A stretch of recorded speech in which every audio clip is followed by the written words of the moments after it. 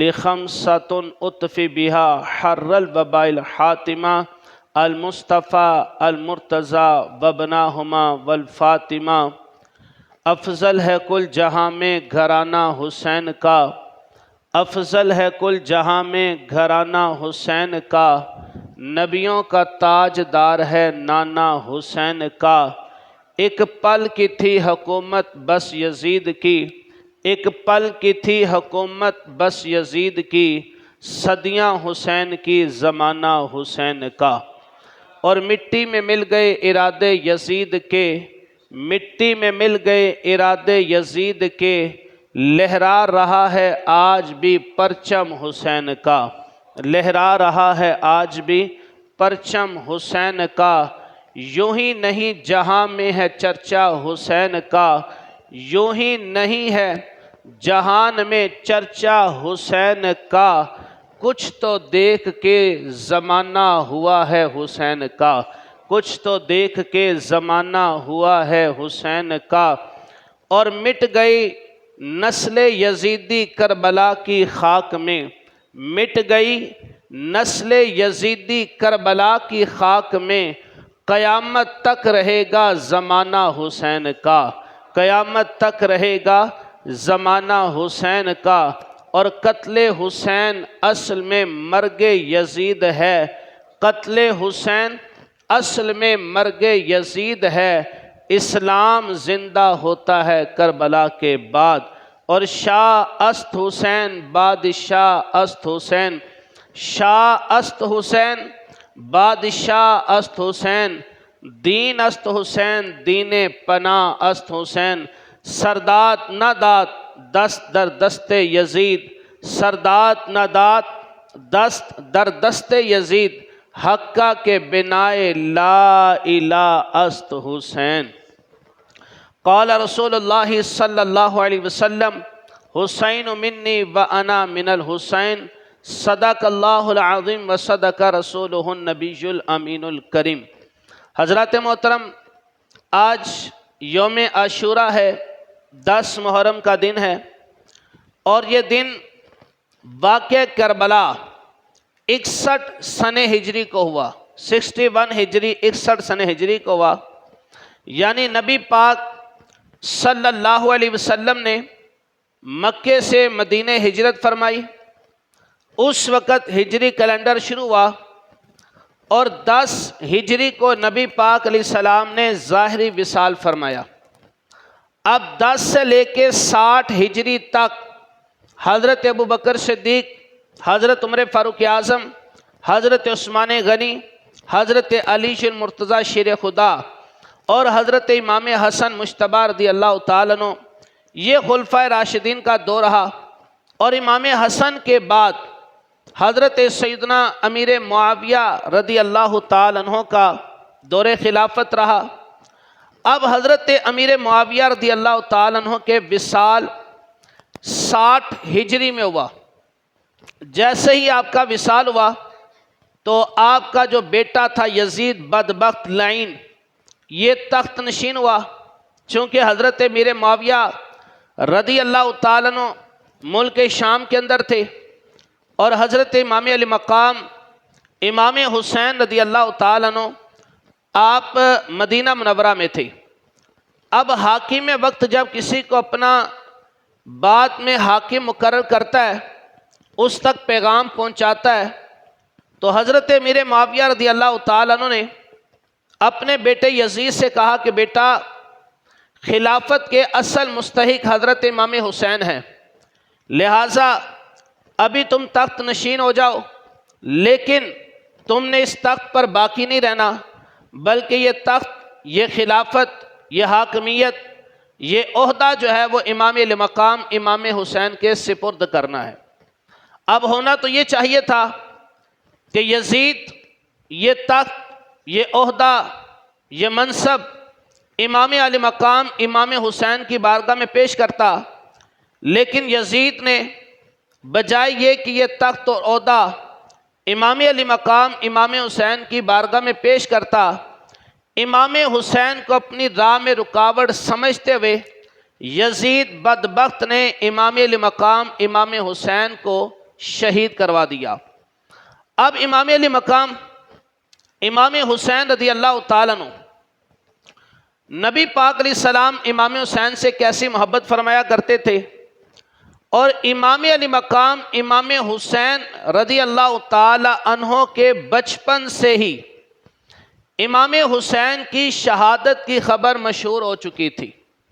امام علی مقام امام حسین کو کربلا کے میدان میں شہید کیا جائے گا، اس بات کی خبر حضرت علی المرتضیٰ شیر خدا کو بھی تھی، حضرت فاطمہ الزہرا کو بھی تھی، امام الانبیاء نبی کریم صلی اللہ علیہ وآلہ وسلم کو بھی تھی، اور خود اس بات کی خبر امام علی مقام امام حسین کو بھی تھی کہ انہیں کربلا کے میدان میں شہید کیا جائے گا۔ اب سوال یہ پیدا ہوتا ہے کہ اگر امام علی مقام امام حسین رضی اللہ تعالی عنہ انہیں پتہ تھا میدان کربلا میں شہید کر دیا جائے گا، نبی پاک علیہ السلام کو ظاہری حیات میں علم تھا کہ شہید کیا جائے گا میرے نواسے کو، اور جگہ بھی پتہ تھا کہ کربلا کے میدان میں دریائے فرات کے کنارے جو جگہ ہے کربلا، وہاں شہید کیا جائے گا۔ اب سب کو پتہ ہونے کے باوجود بچایا کیوں نہیں؟ اور امام علی مقام امام حسین رضی اللہ تعالی عنہ آپ کی ظاہری حیات میں متعدد صحابہ کرام اور تابعین موجود تھے جنہیں پتہ تھا کہ امام علی مقام امام حسین رضی اللہ تعالیٰ عنہ کو شہید کیا جائے گا، لیکن سوال یہ اٹھتا ہے ان سب نے بچایا کیوں نہیں، اور امام علی مقام امام حسین کربلا کے میدان میں گئے کیوں؟ تو اس کا جواب انشاءاللہ میں آخر میں دوں گا، لیکن اس سے پہلے یہ بات واضح کرنا چاہتا ہوں کہ 10 محرم الحرام یوم عاشوراء، اس کی صرف یہ فضیلت نہیں کہ اس میں واقعہ کربلا ہوا، بلکہ واقعہ کربلا سے پہلے بے شمار واقعات 10 محرم الحرام کو ہوئے، یہاں تک کہ نبی پاک صلی اللہ علیہ وآلہ وسلم آپ کی جو حدیث مبارکہ ہے جو میں نے پہلے بھی بیان کی تھی کہ نبی کریم صلی اللہ علیہ وسلم جب مدینہ منورہ تشریف لائے تو یہاں پر جو یہودی تھے یہ 10 محرم الحرام کا روزہ رکھا کرتے تھے۔ اب نبی پاک علیہ السلام نے جب پوچھا کہ 10 محرم کا روزہ کیوں رکھتے ہو؟ ابھی رمضان کے روزے فرض نہیں ہوئے تھے، تو یہودیوں نے بتایا کہ 10 محرم کا روزہ ہم اس لیے رکھتے ہیں کہ اللہ رب العزت نے بنی اسرائیل جو قوم ہے حضرت موسیٰ علیہ السلام کی قوم، اس قوم کو فرعون سے نجات دی، اور فرعون کو جس دن غرق کیا وہ دن 10 محرم الحرام کا دن تھا۔ ہم اس وجہ سے 10 محرم الحرام کے دن جو ہے وہ روزہ رکھا کرتے ہیں۔ حضرت یوسف علیہ السلام کو ان کے بھائیوں نے کنویں میں پھینک دیا۔ حضرت یوسف علیہ السلام کو ایک قبیلہ وہاں سے گزرا، انہوں نے دیکھا نیچے ایک خوبصورت بچہ ہے، اٹھایا زندہ سلامت نکال لیا۔ اب حضرت یوسف علیہ السلام زندہ جس دن کنویں سے نکالے گئے وہ دن 10 محرم الحرام کا دن تھا۔ حضرت یوسف علیہ السلام کے والد حضرت یعقوب علیہ السلام بیٹے کے غم میں جو آنکھوں کی بینائی چلی گئی تھی، اور حضرت یوسف علیہ السلام نے جب بادشاہ بنے اور اپنی قمیض اپنے بھائیوں کو دے کر کہا کہ میرے والد کو کہنا اس قمیض کو آنکھوں سے لگا لیں، اب حضرت یعقوب علیہ السلام نے جب اپنے بیٹے یوسف علیہ السلام کی قمیض کو آنکھوں سے لگایا، اللہ نے آپ کو دوبارہ سے آنکھوں کی روشنی عطا فرما دی۔ اب حضرت یعقوب علیہ السلام کو جس دن آنکھوں کی روشنی ملی نا حضرت یوسف علیہ السلام کی قمیض آنکھوں سے لگانے کی وجہ سے، وہ دن 10 محرم الحرام کا دن تھا۔ حضرت یونس علیہ السلام، قرآن مجید میں ان کے نام کی سورت ہے سورہ یونس۔ حضرت یونس علیہ السلام مچھلی کے پیٹ میں کم و بیش 40 دن رہے، اور 40 دن کے بعد زندہ سلامت مچھلی کے پیٹ سے باہر آئے۔ تو جس دن حضرت یونس علیہ السلام مچھلی کے پیٹ سے باہر آئے وہ دن 10 محرم الحرام کا دن تھا۔ حضرت نوح علیہ السلام آپ نے کشتی بنائی اور اس کشتی میں کم و بیش 80 کے قریب جو آپ پر ایمان لانے والے تھے وہ سوار ہوئے، اور 6 مہینے تک وہ کشتی پانی میں تیرتی رہی۔ بالآخر ایک جودی پہاڑ تھا، اس پہاڑ کے قریب وہ کشتی ٹھہر جاتی ہے۔ تو حضرت نوح علیہ السلام پر جو ایمان لانے والے تھے اس دن وہ کشتی ٹھہری اور وہ باہر آئے، طوفان رک گیا تھا۔ جس دن حضرت نوح علیہ السلام کی قوم کو، آپ پر ایمان لانے والوں کو اس طوفان نوح سے نجات ملی، کشتی ٹھہری، وہ دن 10 محرم الحرام کا دن تھا۔ حضرت آدم علیہ السلام آپ کو رب تعالیٰ نے جب زمین پر بھیجا اور جب آپ دنیا سے تشریف لے گئے تو وہ دن 10 محرم الحرام کا دن تھا۔ تو 10 محرم الحرام کا جو دن ہے، اس دن اسلام سے پہلے، واقعہ کربلا سے پہلے بے شمار انبیاء کو اس دن فضیلتیں حاصل ہوئی، اور اللہ رب العزت نے اپنے محبوب علیہ السلام کے نواسے کو جو مقام شہادت عطا فرمایا، وہ دن بھی رب نے 10 محرم الحرام کا دن رکھا، اور قیامت جس دن قائم ہوگی وہ دن بھی 10 محرم الحرام کا دن ہوگا۔ تو 10 محرم الحرام کا دن جو ہے یہ بڑا اہم دن ہے۔ اب اس دن سوگ نہیں منانا، اس دن ماتم نہیں کرنا، بلکہ اس دن اللہ کی عبادت کرنی ہے، اس دن توبہ استغفار کرنی ہے، اس دن اللہ کو سجدہ کرنا ہے، اس دن اللہ کو یاد کرنا ہے۔ اللہ رب العزت نے اس دن یعنی 10 محرم الحرام کو جہاں پر اپنے انبیاء کو نوازا، انعامات عطا فرمائے، تو اس لحاظ سے یہ شکرانے کا دن بھی ہے۔ اور واقعہ کربلا کو دیکھا جائے تو اس دن اللہ کی بارگاہ میں اس اعتبار سے بندہ دعا کرے کہ یا اللہ، جس طرح تو نے امام علی مقام امام حسین کو 10 محرم الحرام والے دن شہادت کا رتبہ عطا فرمایا، اور آج قیامت تک جنہیں سید الشہداء کہا جاتا ہے، آج رہتی دنیا تک ممبر و محراب پر، بچے بچے کی زبان پر، ہر کلمہ گو کی زبان پر، اور ان کے دل پر اگر نام ہے تو حسین کا نام ہے۔ اور یہ مقام اور مرتبہ اللہ نے کیوں عطا فرمایا کہ اس دن اللہ رب العزت نے امام علی مقام امام حسین کو شہادت سے نوازا۔ اب جس طرح امام علی مقام امام حسین رضی اللہ تعالیٰ عنہ کو شہادت سے، عظیم شہادت سے نوازا گیا، اور یقیناً جس قدر زیادہ انسان کو شہید ہونے پر تکالیف کا سامنا ہوتا ہے، اللہ تعالیٰ اسے اجر و ثواب بھی اتنا زیادہ عطا فرماتا ہے۔ تو آج کے دن ہم نے کربلا سے کیا سیکھا، ہمیں کیا درس ملا، کربلا کے اس واقعے سے پیغام کیا ملتا ہے، امام علی مقام کا مشن کیا ہے، ہم نے آج سے اس کا دوبارہ اثر نو عہد کرنا ہے، ارادے کرنے ہیں، نیت کرنی ہے کہ وہ تو اپنا کام کر گئے، ہم ان کے چاہنے والے، ان کے بعد آنے والے کیا کر رہی ہے۔ کوئی لیڈر ہوتا ہے نا، لیڈر، اس کے پیروکار جو ہوتے ہیں وہ اس کے پیروکار اس کے مشن کو باقی رکھتے ہیں۔ ہم امام علی مقام امام حسین سے محبت کرنے والے، آپ سے عقیدت رکھنے والے، آپ کے مشن کو کتنا آگے بڑھایا، آپ کا مشن کیا ہے، آپ کا پیغام کیا ہے، یہ بھی انشاءاللہ ہم سنیں گے۔ تو میں بات عرض کر رہا تھا کہ امام علی مقام امام حسین رضی اللہ تعالیٰ عنہ، ان کا مقام اور مرتبہ اور ان کی شہادت کی خبر، یہ سب سے پہلے ہم گفتگو سنتے ہیں۔ نبی پاک صلی اللہ علیہ وسلم کو اللہ نے 3 بیٹے عطا فرمائے جو بچپن میں انتقال کر گئے۔ ان میں سے ایک بیٹے کا نام تھا عبداللہ، ایک کا نام تھا قاسم، ایک کا نام تھا ابراہیم۔ نبی پاک علیہ السلام کے ایک بیٹے ہیں ابراہیم۔ نبی پاک علیہ السلام نے ایک مرتبہ اپنے بیٹے ابراہیم کو اپنی گود میں ایک سائیڈ پر بٹھایا ہے، اور ایک سائیڈ پر نبی پاک علیہ السلام نے اپنے نواسے امام حسین کو بٹھایا ہوا ہے۔ حضرت جبریل امین علیہ السلام حاضر ہوئے، عرض کرتے ہیں یا رسول اللہ صلی اللہ علیہ وسلم، رب کی منشا، رب کی چاہت، رب کی مرضی یہ ہے کہ ان دونوں میں سے ایک آپ کے پاس رہے اور ایک اللہ تعالیٰ کے پاس چلا جائے۔ اب ان میں سے اختیار آپ کو ہے، اپنے پاس کسے رکھنا چاہتے ہیں، اللہ کی بارگاہ میں کسے دینا چاہتے ہیں۔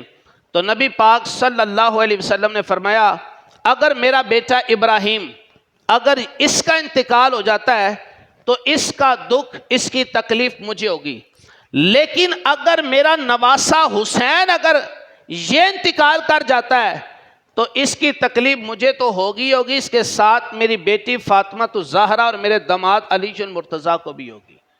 نبی پاک علیہ السلام نے اپنے بیٹے کی قربانی دے دی، فرمایا میں اپنے بیٹے کی جدائی تو برداشت کر لوں گا، لیکن اپنی بیٹی کے بیٹے حسین کی جدائی مجھ سے برداشت نہیں ہوگی۔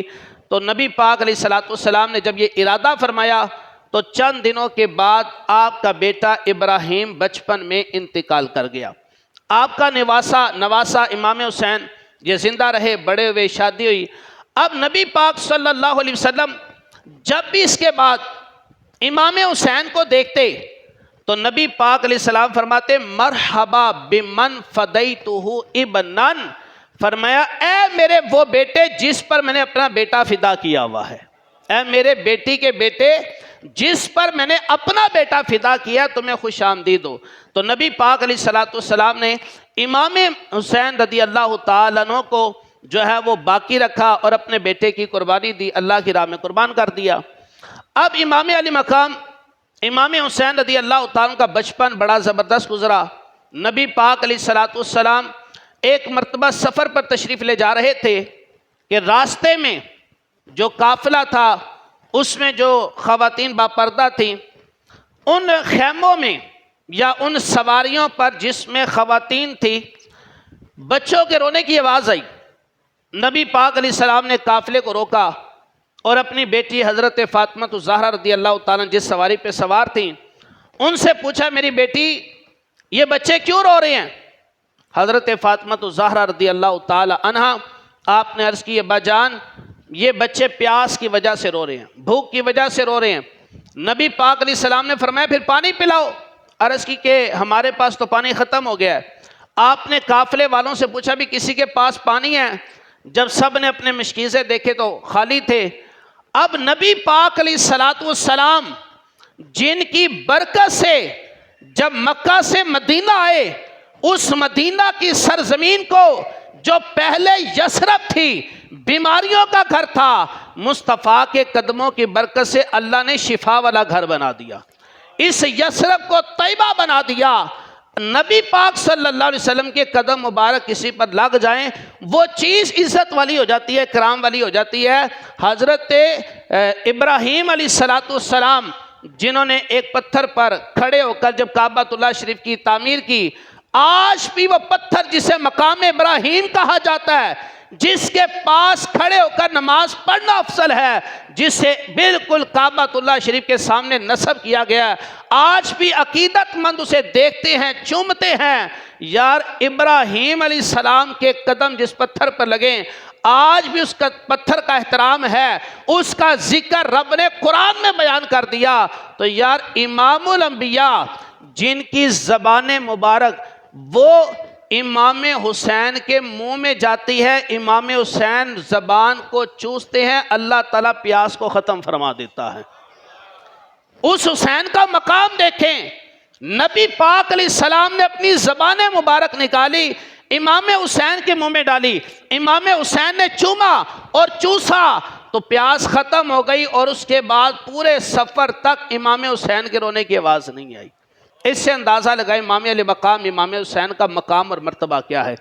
ایک مرتبہ نبی پاک صلی اللہ علیہ وآلہ وسلم آپ تشریف فرما تھے اور آپ کی آنکھوں میں آنسو جاری تھے۔ نبی پاک علیہ السلام کی چچی ہیں ام الفضل، یہ حضرت عباس جو نبی پاک علیہ السلام کے چچا ہیں ان کی زوجہ تھی۔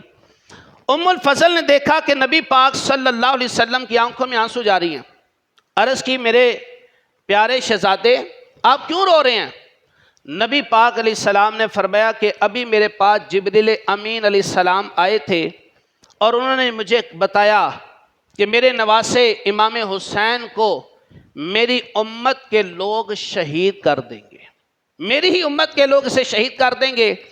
اور یہاں تک کہ نبی پاک علیہ السلام نے فرمایا کہ جبریل امین علیہ السلام اس میدان کی مٹی بھی میرے پاس لے کر آئے جس میدان میں میرے نواسے کو شہید کیا جائے گا۔ نبی پاک علیہ السلام آپ نے جب گفتگو فرمائی تو ام فضل جو تھی وہ کہنے لگی کہ واقعی آپ کی امت آپ کے نواسے کو شہید کرے گی؟ تو نبی پاک علیہ السلام نے فرمایا ہاں میری ہی امت ہوگی اور میرے نواسے کو شہید کر دے گی۔ یہ دیکھو جبریل امین علیہ السلام میرے پاس مٹی بھی لے کر آئے ہیں، اور جبریل امین علیہ السلام نے مجھے بتایا ہے جس دن یہ مٹی جو ہے سرخ ہو جائے گی اس دن سمجھ لیجیے گا امام حسین کو اس جگہ شہید کر دیا گیا۔ یہ اس جگہ کی مٹی ہے۔ اب نبی پاک علیہ السلام کی اس وقت ازواج مطہرات موجود ہیں، حضرت عائشہ صدیقہ بھی ہیں، دیگر ازواج مطہرات ہیں، ان میں سے ایک زوجہ ام سلمہ رضی اللہ تعالیٰ عنہ۔ اب اس سے اندازہ لگائیں کہ نبی پاک علیہ السلام کو اللہ نے کتنا علم عطا فرمایا ہے کہ نبی پاک علیہ السلام نے وہ مٹی نہ حضرت عائشہ کو دی نہ کسی اور کو دی۔ نبی پاک علیہ السلام نے وہ مٹی ایک شیشی میں ڈال کر نا اپنی زوجہ ام سلمہ رضی اللہ تعالیٰ عنہ کو دی اور فرمایا کہ ام سلمہ یہ اس جگہ کی مٹی ہے جس جگہ میرے نواسے حسین کو شہید کیا جائے گا، اور جس دن یہ مٹی سرخ ہو جائے تو سمجھ لینا میرے نواسے حسین کو شہید کر دیا گیا۔ اب یہ مٹی نبی پاک علیہ السلام نے کسے دی؟ ام سلمہ کو۔ تو جب واقع کربلا 61 سنہ ہجری کو ہوا، جب امام حسین کو کربلا کے میدان میں شہید کیا گیا، ادھر مدینہ منورہ میں حضرت ام سلمہ رضی اللہ تعالیٰ عنہ بڑھاپے کی عمر ہے۔ ام سلمہ نے وہ شیشی جب دیکھی نا تو اچانک شیشی پر جب نظر پڑی، وہ شیشی جس میں کافی عرصے سے جناب کئی سالوں سے جس میں مٹی تھی نا، آج وہ مٹی سرخ ہو چکی تھی۔ حضرت ام سلمہ کہتی میں سمجھ گئی کہ ہو نہ ہو آج نواسہ رسول کو شہید کر دیا گیا ہے۔ تو حضرت امام علی مقام امام حسین کی شہادت سے پہلے آپ جب بچپن میں تھے، آپ کی شہادت کی خبر لوگوں میں مشہور تھی کہ امام علی مقام امام حسین کو کربلا کے میدان میں شہید کیا جائے گا۔ حضرت علی مرتضیٰ شیر خدا کرم اللہ تعالی وجہہ الکریم، آپ جس وقت آپ کا حضرت امیر معاویہ رضی اللہ تعالیٰ کی فوج سے آمنا سامنا ہوا مقام صفین میں، جسے جنگ صفین کہا جاتا ہے، یہ میں پہلے بھی عرض کر چکا ہوں کہ صحابہ کرام کے آپس کے اختلافات ہوں اس کی وجہ سے ہم کسی ایک کو برا نہیں کہیں گے۔ ہاں اعلیٰ حضرت امام علیہ سنت نے بڑی پیاری جو بات فرمائی کہ فرق مراتب بے شمار حق بدست حیدر قرار۔ ہاں جتنے اختلافات ہوئے، جتنی آپس میں جنگیں، اس میں جو حق پر تھے وہ حضرت علی تھے۔ فرق مراتب بے شمار حق بدست حیدر قرار، لیکن معاویہ بھی ہیں ہمارے سردار، اور ان پر تان کار فجار فاسق اور فاجروں کا طریقہ ہے۔ اب جس وقت حضرت علی مرتضیٰ شیر خدا کرم اللہ تعالی وجہ الکریم جنگ صفین سے واپس آ رہے ہیں، دوبارہ جب آپ مدینہ منورہ کی طرف آ رہے ہیں تو جنگ صفین سے جب واپس آنے لگے نا تو دریائے فرات کے کنارے کی جگہ پر جہاں سے آپ گزرے نا، آپ نے اپنی سواریوں کو روک لیا اور اس سرزمین پر بیٹھے، آنکھوں میں آنسو جاری ہیں۔ جو دیگر رفقات تھے انہوں نے پوچھا کہ حضور آپ کیوں رو رہے ہیں؟ فرمایا میں نے نبی پاک صلی اللہ علیہ وسلم کو یہ فرماتے ہوئے سنا ہے کہ وہی نہر فرات کے قریب ایک جگہ ہے جس سے کرب و بلا کہا جاتا ہے، اس جگہ میرے بیٹے حسین کو شہید کیا جائے گا، میں اس وجہ سے رو رہا ہوں۔ اب حضرت علی مرتضیٰ شیر خدا کرم اللہ تعالی وجہ الکریم وہاں سے چل دیے تو پتہ چلا کہ حضرت علی رضی اللہ تعالی عنہ کو بھی پتہ تھا کہ امام حسین کو کربلا کے میدان میں شہید کیا جائے گا۔ حضرت علی مرتضیٰ شیر خدا رضی اللہ تعالی عنہ جب معاملات کافی خراب ہوئے تو آپ مدینہ منورہ سے کوفہ تشریف لے گئے۔ آپ نے اپنا دارالحکومت جو ہے وہ کوفہ میں بنایا۔ حضرت علی مرتضیٰ شیر خدا کرم اللہ تعالی وجہ الکریم کو کوفہ میں فجر کی نماز پڑھنے کے لیے آپ جا رہے تھے اور ایک بدبخت راستے میں چھپا تھا، اس نے آپ پر قاتلانہ حملہ کیا، آپ کو شہید کر دیا۔ حضرت علی مرتضیٰ شیر خدا آپ کو کوفہ میں شہید کیا گیا، اور آپ کا مزار بھی، آپ کی قبر مبارک بھی کوفہ میں ہے، لیکن کسی کو نہیں پتا کہاں پر ہے۔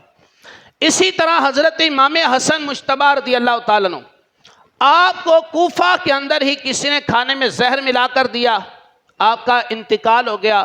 جس طرح ہم نے کل بھی سنا تھا مفتی صاحب سے کہ ایک ہوتا ہے شہید جو ظاہری طور پر جنگ میں دشمن کا مقابلہ کرتے، دشمن سے لڑتے مارا جائے، ایک ہوتا ہے جسے زہر دیا گیا ہو یا کوئی گر کر مر گیا، ایکسیڈنٹ کی صورت میں مر گیا، اسے بھی شہید کہا جاتا ہے۔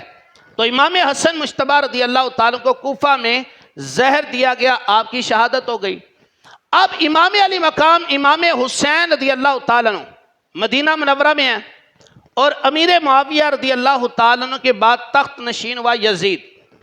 اب یزید جو تھا، اس نے سب سے پہلے پیغام بھیجا مدینہ منورہ کا جو گورنر تھا ولید بن عقبہ، اس کے پاس پیغام بھیجا کہ امام حسین کو اپنے ہاؤس میں بلاؤ اور ان سے کہو کہ یزید کی بیعت کرے۔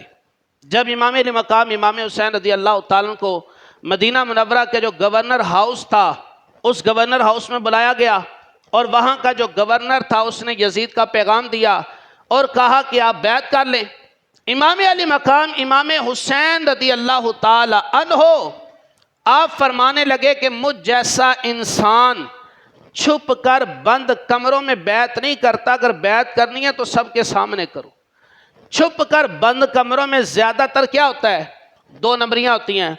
امام علی مقام امام حسین نے فرمایا اگر بیعت لینی ہے، آؤ سب کے سامنے لوگوں کو اکٹھا کرو اور بتاؤ سب کو کہ یزید تخت نشین ہو گیا ہے، اور یزید یہ مطالبہ کر رہا ہے کہ حسین سے بیعت لو، پھر تمہیں سمجھ آ جائے گی کہ لوگوں کا ری ایکشن کیا ہوتا ہے۔ اب جس وقت اس گورنر نے یہ جواب سنا تو اس گورنر ہاؤس میں ایک شخص تھا جس کا نام تھا مروان بن حکم، بڑا بدبخت تھا، کہنے لگا اے ولید، حسین کو نہ جانے دو، اگر آج چلے گئے تو دوبارہ تمہارے ہاتھ نہیں آئیں گے۔ وہ ولید بن عقبہ اہل بیت سے محبت کرنے والا تھا، اس نے کہا بدبخت انسان، تم مجھے کس بات کی طرف اکسا رہے ہو؟ بہرحال مختصر یہ بار بار پیغام آتے رہے گورنر ہاؤس، امام حسین سے بیعت لو، اور امام حسین کا ایک ہی جواب تھا بیعت لینی ہے تو سب کو اکٹھا کرو، اگر سارے لوگ یزید پر متفق ہوتے ہیں تو پھر میں بھی بیعت کر لیتا ہوں، کیونکہ میں اگر اکیلا بیعت کر لوں چھپ کر اور لوگوں کو پتا چلے کہ امام حسین نے بیعت کر لی ہے، اب یزید جو مرضی فسق اور فجور کرتا رہے، گناہ کرتا رہے، رب کی نافرمانیاں کرتا رہے، تو لوگوں کے پاس تو سند ہو جائے گی، لوگوں کے پاس تو دلیل ہو جائے گی کہ امام حسین نے بیعت کر لی، پھر ہمیں کیا ضرورت ہے بولنے کی؟ تو جو بڑا ہوتا ہے نا، جس کے اوپر کوئی ذمہ داریاں ہوتی ہیں، اس سے بہت سوچ سمجھ کے قدم رکھنا چاہیے۔ بعض اوقات عمر بڑی ہے لیکن کام چھوٹوں والے کر جاتے ہیں۔ اپنی عمر کا لحاظ رکھیں، اپنے تجربے کا لحاظ رکھیں، کہاں پر بولنا ہے، کہاں پر خاموش رہنا ہے، اس بات کا ہمیں ایکسپیرینس ہونا چاہیے، تجربہ ہونا چاہیے، اس بات کا احساس ہونا چاہیے۔ یہ نہ سمجھے کہ میں ایک عام مسلمان ہوں، آپ ایک مسلمان نہیں ہیں۔ آپ کی نظر اگر کفار اپنی نظر سے دیکھیں تو آپ مسلمانوں کے ہر ایک لیڈر بیٹھا ہوا ہے، آپ میں سے ہر بندہ اپنے گھر کا سربراہ بیٹھا ہوا ہے، میرے سامنے جتنے بیٹھے ہوئے ہیں چند ایک کے علاوہ ہر بندہ یہاں پر لیڈر ہے۔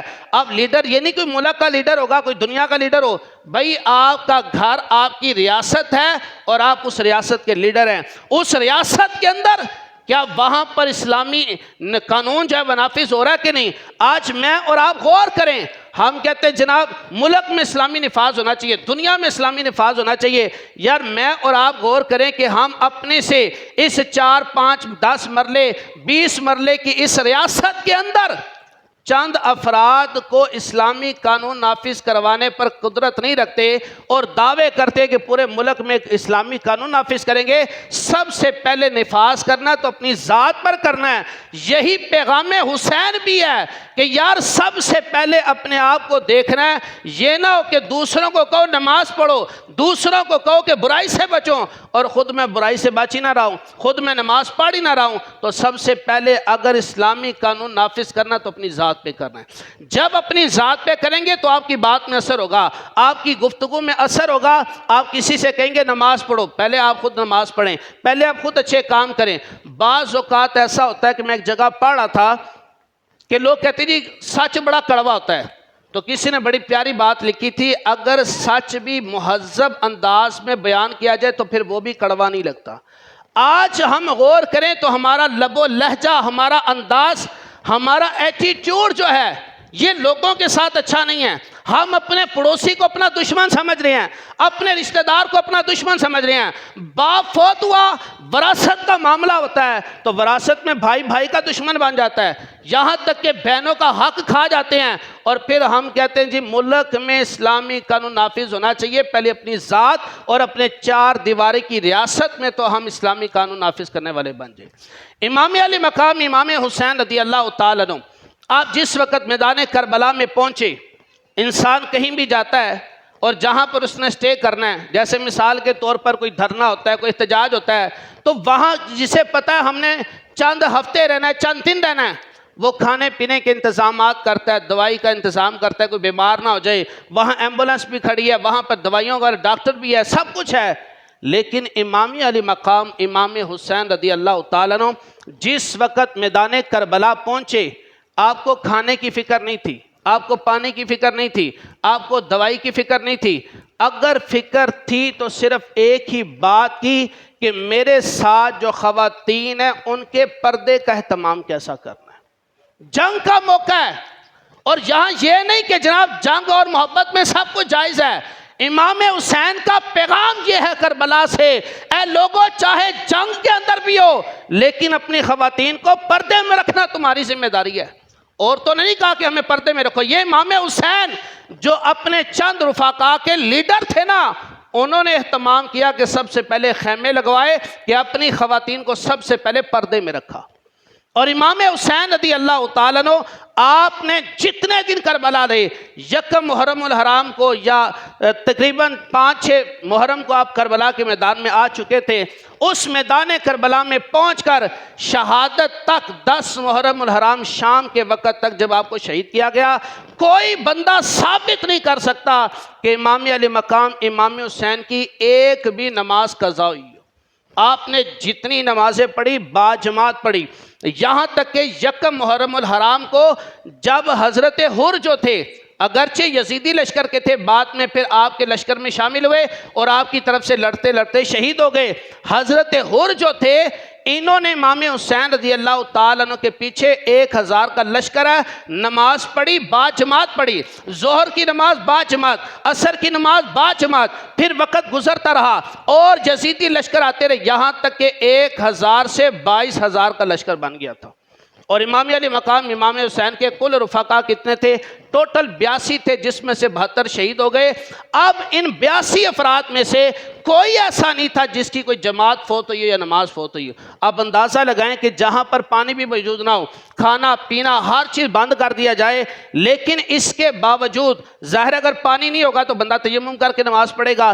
امام علی مقام امام حسین رضی اللہ تعالیٰ کی اس جنگ کے میدان میں ایک بھی نماز قضا نہیں ہوئی. اور ہم جس حسین کی بات کرتے ہیں, جس حسین سے محبت کے دعوے کرتے ہیں, آج گھر میں بیٹھ کر نرم و نازک بستر پر سو کر ٹھنڈے روم میں آرام کر کے پھر بھی ہماری نمازیں قضا ہو جائے تو قیامت والے دن کیا امام حسین ہم سے سوال نہیں کریں گے کہ میں نے تو میدان کربلا میں جہاں پر ہمیں پانی بھی میسر نہیں تھا تیمم کر کے نمازیں پڑھی, آج تمہیں ہر سہولت موجود ہے, تمہارے پاس پانی موجود ہے, تمہارے پاس وقت موجود ہے, اس کے باوجود تمہاری نمازیں قضا کیسی ہو گئی؟ تم نے میرے مشن کو آگے کیوں نہیں پہنچایا؟ میرا پیغام تم تک نہیں پہنچا تھا کہ حسین کا پیغام یہ ہے کہ سر دے تو سکتا ہے, یہ سر کٹ تو سکتا ہے, لیکن باطل کے آگے جھک نہیں سکتا.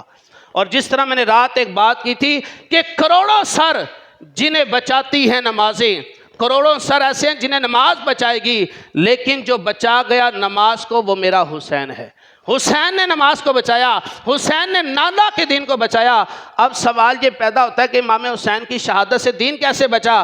اگر امام حسین یزید کی بیعت کر لیتے تو یہ سند ہو جاتی کہ مسلمانوں کا خلیفہ, مسلمانوں کا حاکم یزید ہے. اب یزید جو کچھ کرتا اور جو کچھ اس نے کیا یہ سارے کا سارا نافذ ہوتا اور اصل دین ختم ہو جاتا. یزید نے کیا کیا؟ اگر آپ سنیں تو شاید آپ کے جسم کے رونگٹے کھڑے ہو جائیں. یزید نے جو لشکر بھیجے نا امام حسین کی شہادت کے بعد, مدینہ منورہ کی مسجد نبوی, وہ ریاض الجنہ جس کے ساتھ ممبر شریف ہے، وہ ممبر شریف اور نبی پاک علیہ السلام کے روزے کے درمیان جو جگہ اسے ریاض الجنہ کہا جاتا ہے، یہ وہ جگہ جو جنت کے ٹکڑوں میں سے ایک ٹکڑا ہے۔ نبی پاک علیہ السلام نے جس ممبر پر بیٹھ کر خطبہ دیا، ابو بکر صدیق نے جس میں بیٹھ کے خطبہ دیا، عمر فاروق اعظم، عثمان غنی، حضرت علی جہاں بیٹھ کر خطبہ دیا کرتے تھے، اس ممبر اطہر پر یزیدی لشکروں نے گھوڑے باندھے اور 3 دن تک مسجد نبوی کے اندر نہ کوئی نماز ہوئی، نہ کوئی اذان ہوئی، اور مدینہ منورہ کے اندر جتنی مسلمان خواتین تھی ان کی بے حرمتیاں کی گئیں، سرعام شرابیں پی گئیں، اور حضرت حنظلہ رضی اللہ تعالیٰ عنہ جو غسیل الملائکہ جنہیں فرشتوں نے غسل دیا تھا ایک جنگ کے موقع پر، ان کے بیٹے تھے عبداللہ، کہتے ہیں کہ ہم یزید کے خلاف سارے اکٹھے ہو کر مدینہ منورہ میں اس وقت نکلے کہ اب ہمیں ڈر لگنے لگا کہ یزیدوں کی ان حرکتوں کی وجہ سے کہیں آسمان سے پتھروں کی بارش نہ ہو جائے۔ اس قدر یزید کے ظلم و ستم تھے۔ یہ بات یزیدیوں کو یا لوگوں کو پہلے نہیں پتا، لیکن جب امام حسین شہید ہوئے تو اس کے بعد یزید کی حرکتیں جب سامنے آئی، اور یزید کو مارنے والا کون تھا؟ اس کی اپنی بیوی نے اسے قتل کر دیا اور کہا یزید جو اپنے نبی کے نواسے کے ساتھ وفا نہیں کر سکتا، وہ کسی اور کے ساتھ وفا کیا کر سکتا ہے؟ اور حقیقت بات بھی یہی ہے، جو بندہ وفادار ہوتا ہے وہ سب کے ساتھ ہوتا ہے، اور جو بے وفا ہوتا ہے وہ سب کے ساتھ ہوتا ہے۔ آج جو بندہ آپ کے ساتھ بیٹھ کر کسی تیسرے بندے کی برائی کر رہا ہے نا، تو یہ چھوڑ دیں یہ سوچنا کہ وہ بندہ تیسرے کے پاس بیٹھ کر آپ کی برائی بھی کرے گا۔ تو ہمیشہ وفادار رہیں، وفادار لوگوں کے ساتھ بیٹھیں۔ وفا یہ دین کا بڑا اہم جز ہے۔ آخری بات میں کرتا چلا جاؤں کہ جب نبی پاک علیہ السلام کو یہ علم تھا کہ میرے نواسے کو کربلا میں شہید کیا جائے گا، حضرت علی المرتضیٰ کو پتا تھا کہ میرے لال کو شہید کیا جائے گا، سب کو پتا تھا کہ میدان کربلا میں امام علی مقام امام حسین کو شہید کر دیا جائے گا، تو امام حسین کربلا گئے کیوں؟ امام حسین کو روکا کیوں نہیں؟ بظاہر تو جو وہاں پہ صحابہ تھے مدینہ میں، مکہ مکرمہ میں، سب نے روکا اور سب نے بتایا کہ جس کوفہ کی طرف آپ جا رہے ہیں یہ کوفہ والے وفادار نہیں ہیں۔ آپ کے بابا جان علی المرتضیٰ کو بھی وہاں پر شہید کیا گیا، حسن مجتبیٰ کو بھی وہاں پر زہر دے کے شہید کیا گیا۔ یہ کوفہ کے لوگ جو بظاہر خطوط لکھ رہے ہیں کہ حسین آپ کوفہ آ جائیں، ہم آپ کے ساتھ کھڑے ہوتے ہیں، لیکن وہی کوفہ والے تھے کہ جب امام حسین نے مسلم بن عقیل کو جب کوفہ بھیجا تو اس کوفہ کے لوگ جب امام مسلم بن عقیل کے پیچھے مغرب کی نماز پڑھتے ہیں تو کم و بیش 500 کا مجمع تھا جنہوں نے نماز شروع کی، لیکن جب مسلم بن عقیل نے سلام پھیرا تو پیچھے ایک بھی کوفی آپ کے پیچھے نہیں تھا۔ جب مقتدی بے وفا ہو جائیں، جب لوگ بے وفا ہو جائیں تو پھر امام کیا کرے وہاں پر؟ تو مسلم بن عقیل جو تھے جب انہوں نے دائیں بائیں سلام پھیر کے پیچھے دیکھا ایک بھی کوفی نہیں تھا، آپ سمجھ گئے کہ واقعی جو ان کوفہ والوں کے بارے میں مشہور ہے یہ اپنی بات میں سچے ہوئے کہ واقعی یہ بے وفا نکلے۔ آپ نے خط لکھا امام حسین کو کہ امام حسین آپ کوفہ نہ ہیں، کوفہ کے لوگ جو ہے بے وفائی کر چکے ہیں، لیکن امام مسلم بن عقیل کا خط جو اس وقت کوفہ کا گورنر تھا ابن زیاد، اس نے کسی بھی صورت وہ خط مکہ مکرمہ نہیں پہنچنے دیا، اور امام علی مقام امام حسین رضی اللہ تعالیٰ عنہ آپ مکہ پہلے مدینہ منورہ سے مکہ مکرمہ آئے، پھر مکہ مکرمہ سے آپ جو ہے وہ کوفہ کی طرف آپ جب جانے لگے تو راستے میں جو میدان آتا ہے اسے میدان کربلا کہتے ہیں، اسی میدان میں آپ تمام یزیدیوں نے آپ کو روک دیا، نہ مکے واپس آنے دیا نہ کوفے جانے دیا۔ امام علی مقام امام حسین نے فرمایا کہ مجھے پھر یزید کے پاس جانے دو، میں اسے ڈائریکٹ بات کر لیتا ہوں، لیکن ان یزیدیوں نے آپ کو جو یزیدی لشکر تھا انہوں نے دمشق بھی نہیں جانے دیا، کوفہ بھی نہیں جانے دیا، اور نہ ہی واپس مکہ مکرمہ جانے دیا۔ ان کا ایک ہی مطالبہ تھا کہ صرف یزید کی بیعت کریں یا پھر جنگ کے لیے تیار ہو جائیں۔ آپ نے فرمایا یہ سر کٹ تو سکتا ہے لیکن ظالم کے آگے جھک نہیں سکتا۔ اب امام حسین کیوں گئے؟ تو اس کا جواب یہ کہ امام حسین کو پتا تھا، سب کو پتا تھا کہ انہوں نے شہید ہونا ہے، تو امام حسین نے اگر جان بچانی ہوتی تو نہ جاتے، لیکن امام حسین تو اپنی جان دینے اپنے نانا کا دین بچانے کربلا پہنچے تھے۔ جیسے ابراہیم علیہ السلام کو جب خواب آیا بیٹے کو ذبح کر رہے ہیں، تو ابراہیم علیہ السلام مینا پہنچے کہ نہیں بیٹے کو لے کر؟ تو کیا ابراہیم علیہ السلام کو نہیں پتا تھا بیٹے کو ذبح کرنے جا رہے ہیں؟ بیٹے کو نہیں پتا تھا کہ باپ ذبح کرنے جا رہا ہے، پتا تھا، لیکن یہ وہ ہستیاں ہیں جو جانے بچانے نہیں اللہ کے حکم پر جانے دینے کے لیے تیار رہتے ہیں۔ امام حسین بھی وہ نواسۂ رسول ہیں جو جان بچانے نہیں بلکہ کربلا میں جان دے کر نانا کا دین بچانے کے لیے آئے ہیں۔